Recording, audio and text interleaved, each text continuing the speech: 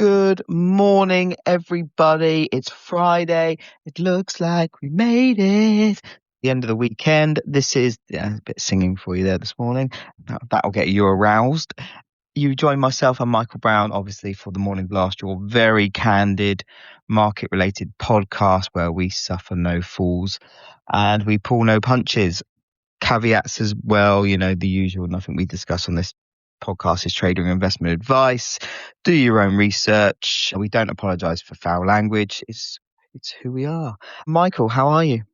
Indeed, yes. Very good morning to you, Ryan. Good morning, everyone. Very happy Friday, of course. As I was thinking earlier on, it's only been a 4-day week, but it feels like it's been a very, very long 4-day week. And I think everyone's looking forward to the weekend at this point. Yeah. Do you know what? I just had to check myself thinking, is he right there? Well, bearing in mind that, this time last week, you didn't actually know that Monday was a bank holiday. Mate. I think Clive and I had to tell you. So. Well, this is quite this. It's like, every morning I wake up. Do I need to do any work? What's my name? How old am I? What year is it? Who is the president? Right, okay, we can move swiftly on from my dumb questions to Claude. I was going to say we'll be here all day. Well, speaking of Claude, that's going to come up in conversation in a little bit. But before we do, let's crack on with the market moves and levels to watch, courtesy of our good friend Clive Lambert from Futures Techs. S&P rallied further yesterday. Was it 7 days in a spin now? Is it? It is, yeah. Best run since last October. We've not done 8 in a year, by the way. Oof. S&P rallied further yesterday. Trend resistance at 68.82 now in sight. 67.50 is the Marubozu support. Now, if I recall correctly, because we've had a few Marubozus recently, if I recall correctly from Clive's wonderful candlestick book, which he signed it to me. He's put an inscription in the front cover. I can't say what it says because it tells me to fuck off. Oh, there we go. Too late. But Marubozu support, I believe, is the midpoint of a long wick. Well, if you wait, I have my unsigned copy of Clive's book in front of me here. Page 68. Well, I'm joking. I don't know what book. I don't know what fucking book it is. I've just turned to Marubozu in the index, and it says page 71, 81, 100, 108, 111, 115, 117, 121, 143, 160, 161. So if you go and make yourself a cup of tea, I'll go through all of that lot, and I'll try and find out what he's on about. Well, yeah, okay, so I'll carry on. Nasdaq futures retesting the 25,200 to 250 area that we've been citing as a band of resistance. Above here, it's a reasonably dry run back to new all-time highs, which will please people like me muchly. DAX currently having some trouble at resistance around 24,150 to 24,200. Ditto Eurostoxx 50, which is trading around, which is having a go at the 58.65 to 58.80 area. Bund futures saw red yesterday after failing to take out 126.26 on the Wednesday rally. Gilt futures, they are still trying to put a bottom in, but not doing a very clean job of that. I guess there's a pun there somewhere. Dirty bottoms. The Eurodollar and cable both saw green yesterday and both back above their respective 200-day simple moving average this morning.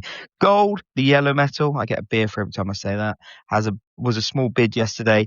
47.58 is support to watch in that one for now, holding overnight so far. Silver broke downtrend line on Wednesday and held it on the retest yesterday, so I want to keep an eye on there. Platinum, what? Sorry, I am genuinely reading Clive's book while you're doing this, and I've just put a line in here that says, and I quote, "I've never run a marathon. I'd never have guessed, Clive." See, this is it. His book is not just candlesticks, it's anecdotes from his life in general. It's a great book. Some colouring. Good morning, Clive, if you're listening. Oh, apparently it is a midpoint of the body of a large-bodied candle. Oh, well, this can go back to being my doorstop then in that case. I see, I called it. I was right. Yeah? I said well that. Done. Where was I? Platinum, palladium. That has rallied to Fibonacci resistance at 21.28 yesterday. London copper, Dr. Copper is holding gap support at 12,471. Long may that hold that support, because I'm long. Brent crude posted a doji yesterday reflecting the current uncertainty.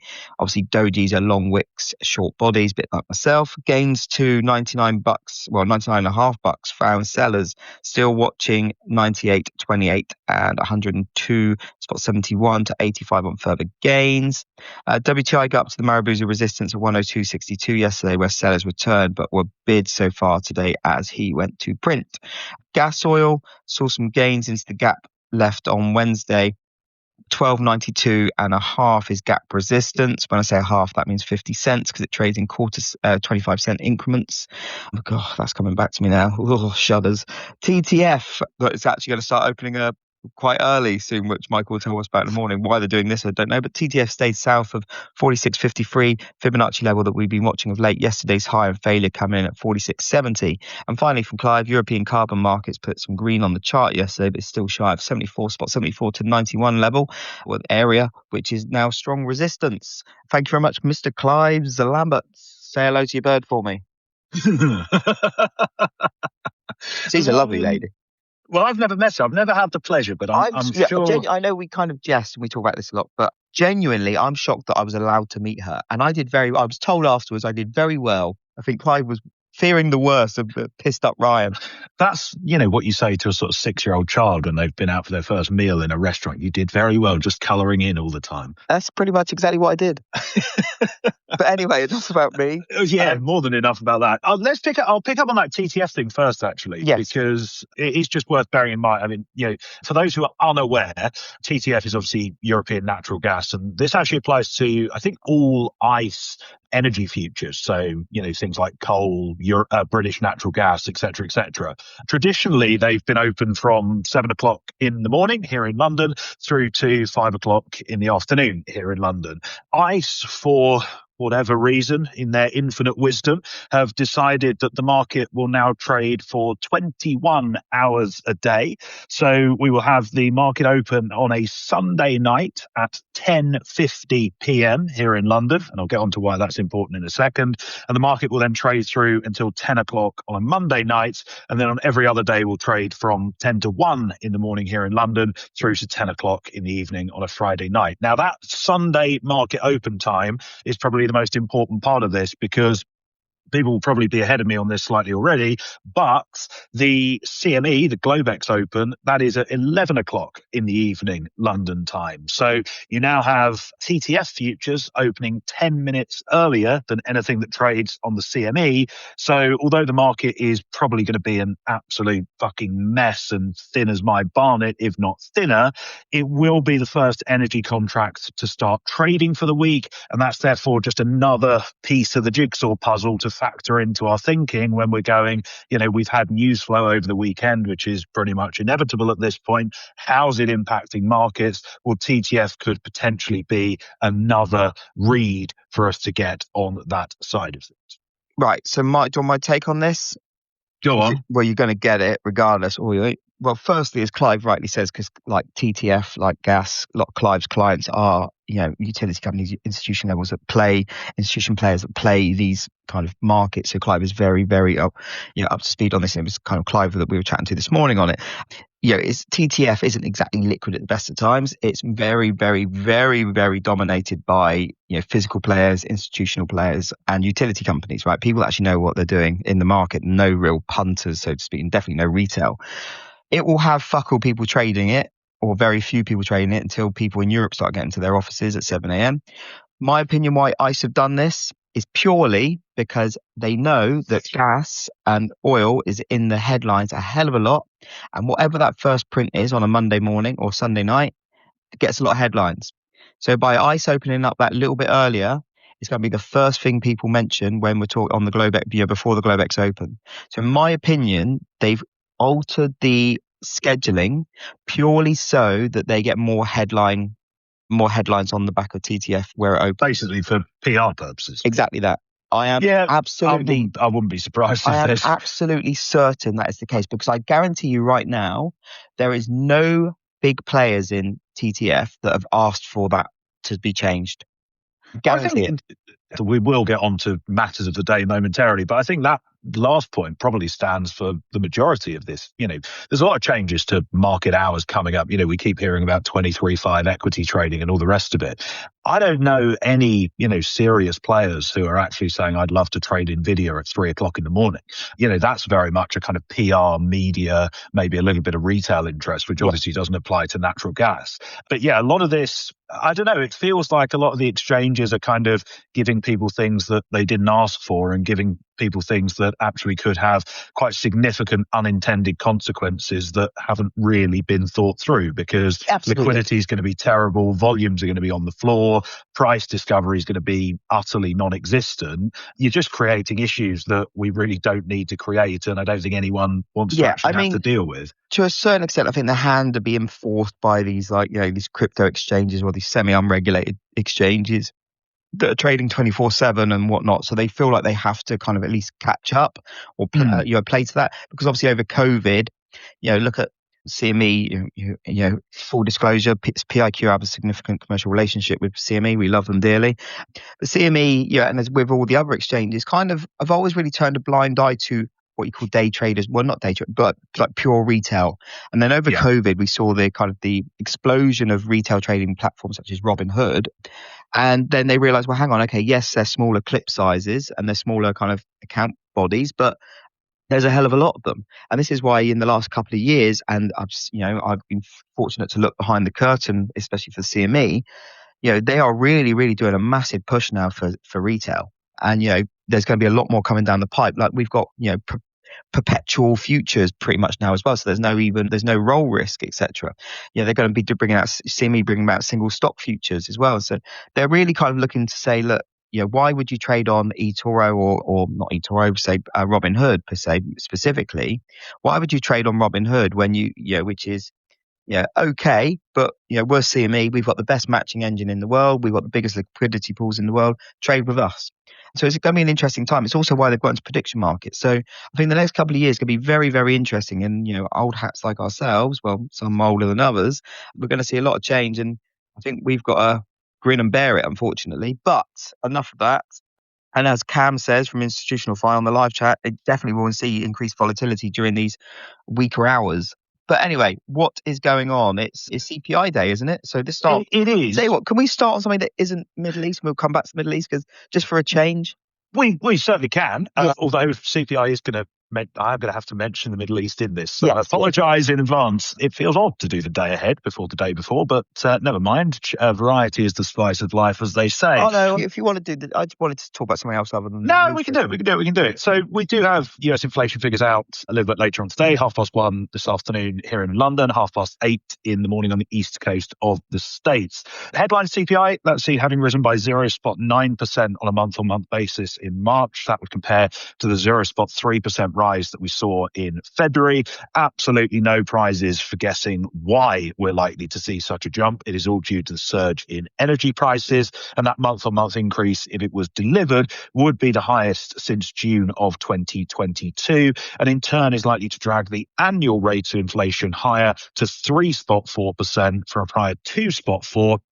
And that would be the highest annual headline rate of inflation in a couple of years. Of course, with all of this basically being driven by higher energy prices, higher gasoline prices, etc., it is likely to be isolated only to those headline metrics. So core inflation is actually seen at 0.3% on the month, which is pretty much unchanged from where we were in February. And on an annual basis, core inflation is seen at 2.7%, which is up just very marginally from the prior 2.5%. So I think the way that I'd be looking at the inflation numbers later on today is that actually I would say they do not matter at all in terms of what the Fed do next. And for anyone saying, well, why are you saying that? It's because the Fed are not going to be too bothered about how high energy drives headline inflation right now. They're going to be bothered about whether there is a risk that the move higher we see is going to be sustained as a result of other factors. Do we see earnings rising as workers try and get increased compensation for higher prices? Do we see inflation expectations moving away from the target? Do we see core inflation picking up in sympathy with the headline metric? And that's the sort of stuff that's only going to become clear over a period of sort of 6 to 12 months. The Fed are not going to be going down the path the ECB might go down, where they get panicked into doing something on the back of one CPI report. Yeah, no, exactly that. I mean, again, caveat for all data really for the foreseeable until this is all kind of settled down, which God knows how long it will take, barring our friend over in one of the Nordic countries saying that the strait is now fixed. But again, something else I wanted just to talk about quickly before we do an update on the Middle East whilst we're here. obviously there was news overnight or this morning, whatever time frame you're on, about Treasury Secretary and Fed Chair. So Treasury Secretary Bessent and Fed Chair Powell calling an emergency meeting, which obviously gets the headlines going. And the reason they did this was because of Claude's new Mythos model that's coming. Well, it's already being used internally at Anthropic, but the concern is that it's so fucking good that it's found thousands of zero-day vulnerabilities, so basically like, backdoors and whatnot, across pretty much every major operating system and browser. So Treasury Secretary Bessent and Powell called in CEOs from Citigroup, Morgan Stanley, Bank of America, Wells Fargo, Goldman Sachs, etc., to an urgent meeting at the Treasury to discuss what's being done and, is it going to bring the entire financial world that relies on Excel to a complete shuddering halt. Now, it must be said that Mythos isn't released publicly yet. Anthropic, I don't know if this is true, but the rumor was that Mythos got itself out of containment and then alerted Anthropic that it'd done so, or something silly like that. I don't know if that's just a kind of a joke or whatnot, but that's what the word was. So instead of launching it publicly, they've launched Project Glasswing, however you pronounce it, depends on who you are, giving access to around 50 organizations, including AWS, Apple, Microsoft, Google, Nvidia, CrowdStrike, JP Morgan, etc., access to the model for them to use it for defensive security work, i.e. use it, find all the holes that it finds for, get it to tell you all the holes and then patch them. But it will be a very interesting one to follow, because when they do eventually launch this, you can bet your bottom dollar that it's going to find out other kind of vulnerabilities as well. And I think it kind of puts more eyes on the whole fact that as these AI models get increasingly more intelligent, it opens up, more risks. Because apparently it's found some of these back doors that are kind of, wide open if you know where to look. Some of them are like between like a decade, 2 decades old, which is bonkers when you think of it, like a bug that's been gone, quite a significant bug that has been there for that long. But it's quite an interesting one. Obviously, software names in view and kind of stock share price on the back of this. If it's that good, is it going to kind of make some software companies obsolete, etc. But one to keep an eye on. What do you think? It is. I'm going to sort of plead the fifth on this one because I haven't had an update from Tom Talks Cars yet as to what this means. So I'm not in a particularly good position to comment. Fair enough, my friend. And bearing in mind I was doing maths on a 40-year-old HP 12C calculator this morning, I think that gives everyone an idea of my technical acumen. There'll be a lot of people listening to this going, oh, God, I remember that calculator. Yeah. Right. I've only just upgraded from an abacus. Yeah, right. Stones, pebbles. Right. Right, we know what to talk about Middle East. I was going to say, we do have to talk about the Middle East. So obviously markets appear to be growing increasingly sort of confident, I suppose, for want of a better word, in terms of, firstly, I think this fragile ceasefire has by and large held for a couple of days now. There have been reports of a few kind of skirmishes here and there. I think the most important, and I'm talking US-Iran here, just to be very clear, we'll move on from that in a second. But yesterday we had confirmation from Saudi Arabia, the UAE, Kuwait, Qatar and Oman that they have reported no airstrikes or missile attacks on Thursday, which is the first time that had happened since the conflict began at the back end of February. Of course, the US have halted their attacks as well as a result of this ceasefire. Again, there's a lot of heated rhetoric around, if the ceasefire breaks, we will retaliate with XYZ. But thus far, 48 hours in, are we now? Just over 48 hours in? Something like that. It seems like things are, I wouldn't say calming down, but are somewhat stable, and that ceasefire has held for that period of time. So I think that helped risk appetite yesterday. The other big thing that helped risk appetite was what we heard from the Israelis. Now, again, there's kind of conflicting reports on this front.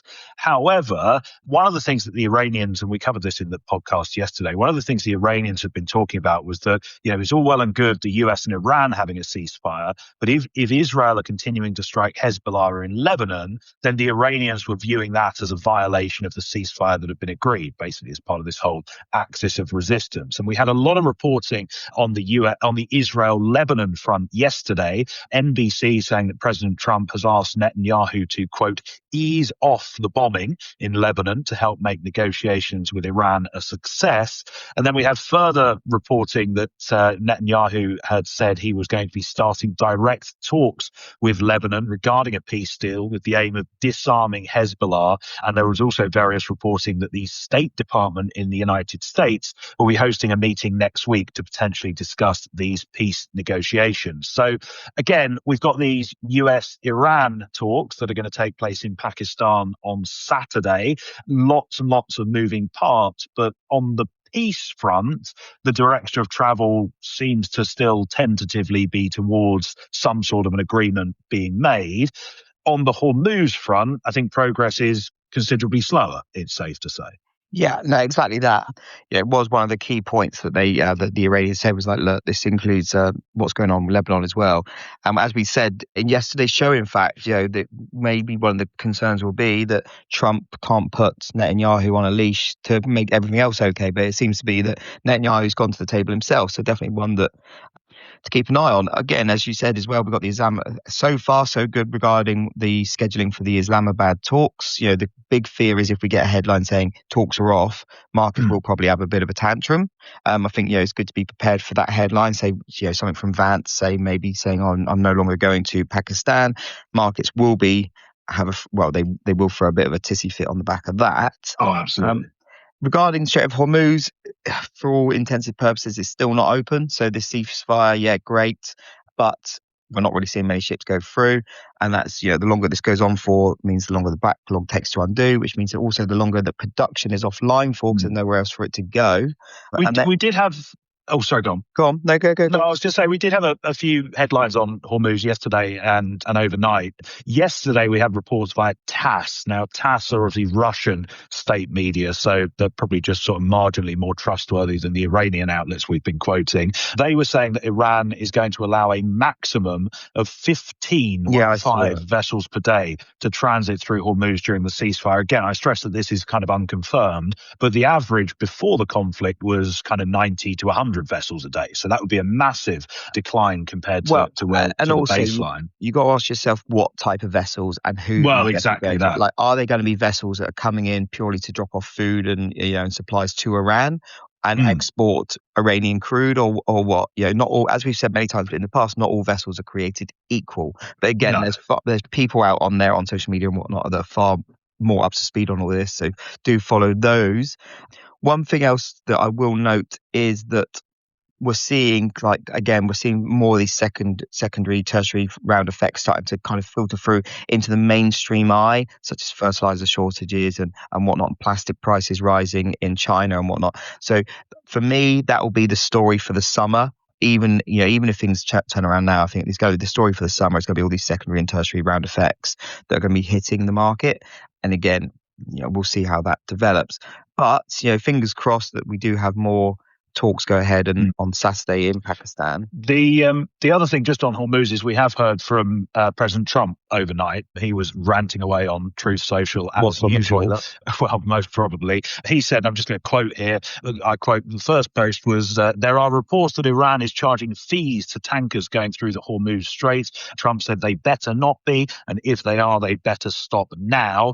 Trump then said later on in the evening on Truth, and I quote again, Iran is doing a very poor job, dishonorable, some would say, of allowing oil to go through the Strait of Hormuz. That is not the agreement that we have. So again, just a little bit of pressure from the US side to try and get the Strait of Hormuz reopened. Although in a third post, Trump then said, you'll see oil start flowing with or without the help of Iran, but to me, it makes no difference either way. So again, trying to kind of distance the US from this whole thing. So slightly mixed messaging there. But I do think that, market does want to see some progress on getting transits through there sooner rather than later. The bizarre thing about this is Iran have made it quite clear that they're extorting tolls on ships transiting. They've said they want crypto for it.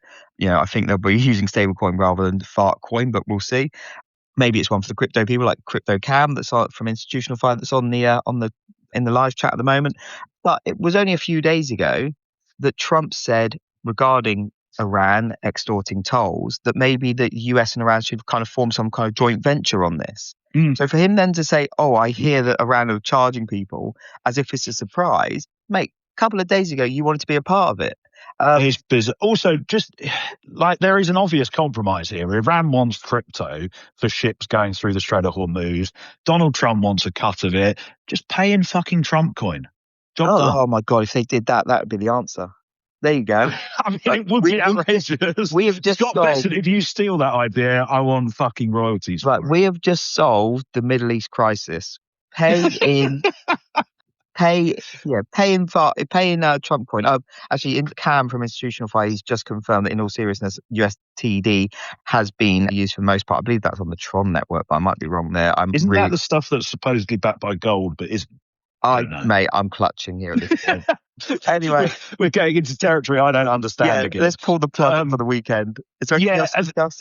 Not really. The only thing I would say is obviously we do have that risk around US inflation later on today. Of course, also just bear in mind that we do have these talks taking place in Pakistan over the weekend, as we've already alluded to. It is still the case, by the way, that the S&P has not closed green and crude has not closed red on the last day of the trading week since this all began. So there is the potential, and I would say quite a high likelihood, that participants do want to take a bit of risk off the table as we move into the weekend. And then, of course, there's also the potential for gapping risk, because I think it's going to be quite a headline-heavy weekend with all of the geopolitical negotiations going on. So, again, one of those where if you've got, there is no reason really not to be flat, and then just come and reassess things again on Monday morning. Awesome. Exactly that. Cam has just confirmed that USTD is the Tether one. I'm thinking it was maybe USTDC or something, TC, I don't know. But yes, Tether, apparently largest private holders of physical gold. Didn't they also employ or headhunt a load of JP Morgan gold desk? Get rid of them or something. Yeah, to create like the world's best physical gold trading desk. And then they binned them. I think they were buying them when it was they kind of headhunted them when the gold was peaking, and then gold shanked and then they lost their jobs. Are they like the ultimate contrarian indicator? Well, it'd be interesting to see if they had anything. Here's one for the tinfoil hat people. But did Tether have anything to do with why gold spiked and then collapsed? I don't know. That, in all seriousness, one of the reasons why gold did roll over so significantly was actually central banks. So I think Turkey and maybe Poland as well were actually selling down their gold holdings to defend local FX. Yeah, well, we'll see if Tether had anything to do with it. One day we'll find out. Cam will know. Michael, pleasure as always, my friend. A very good week. Do you know what? I've not done one hungover morning blast this week. Nor have I don't think. Actually, I can't remember the last time this happened for both of us. I was going to say that, and I haven't said that there was a war in Japan, which will please Paul Quattro, our good friend. Yeah, exactly that. Well, guys, listeners, thank you so much as always for tuning in. We will be back Monday. Have a great weekend. Actually, we have got to get off of Podbeam for the live recordings because they're ceasing the availability to do that. May, I think it is, isn't it? Pardon, sorry? I think it's end of May, isn't it? Oh, is it? Well, I was thinking maybe we should start getting ahead of the curve. I thought I saw April, but we'll find out from Tom. Tom will tell us. Otherwise, we can work that. We just turn up, and then what really happens is all these other people, random cast of characters in the background doing the actual hard work to get this. Oh, it's May. Okay, well, we do need to at some point work out what we're going to do next. We might go back to Spaces if Spaces is any good now, and then work out what we do from there. But yeah, anyway, have a lovely weekend. Thank you for tuning in. Hopefully we've put a smile on your face and a bit of value into your day.